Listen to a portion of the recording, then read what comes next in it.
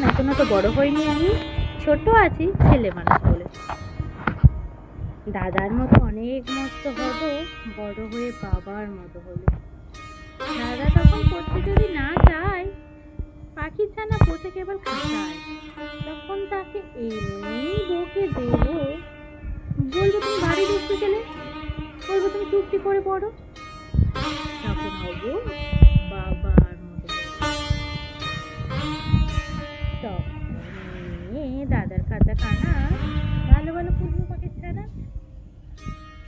সাড়ে 10টা যখন যাবে বেজে, নামার জন্য করবো না তো তারা, ছাতা একটা ঘাড়ে করে নিয়ে চটি পায়ে বেরিয়ে আসবো পাড়া। গরু মতো দাওয়া এলে পরে চৌকি এনে দিতে বলবো তার ঘরে।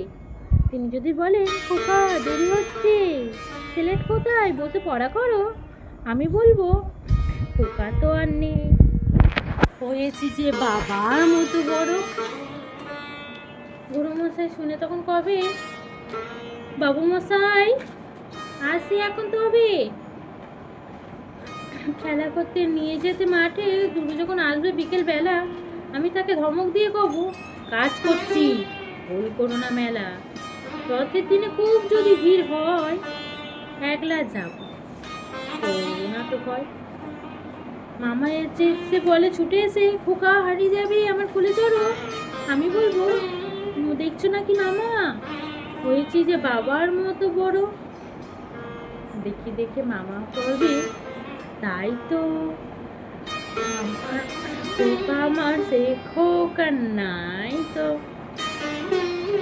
মা, আমি যেদিন প্রথম বড় হব, সেদিনে গঙ্গা স্নানের পরে আসবে যখন খিড়কি দুয়ার দিয়ে, ভাববে কেন গোল শুনি নে ঘরে। আমি যখন চাবি খুলতে শিখে, যত ইচ্ছে টাকা দিচ্ছি শিখে। তুমি দেখে বলবে তাড়াতাড়ি, খোকা তোমার খেলা কেমন তোরো, আমি বলবো মাইনে দিচ্ছি আমি, হয়েছি যে বাবার মতো বড়। পুরো যদি টাকা, পুরোই খাবার, যত চাই মাইনে দেবো আবার।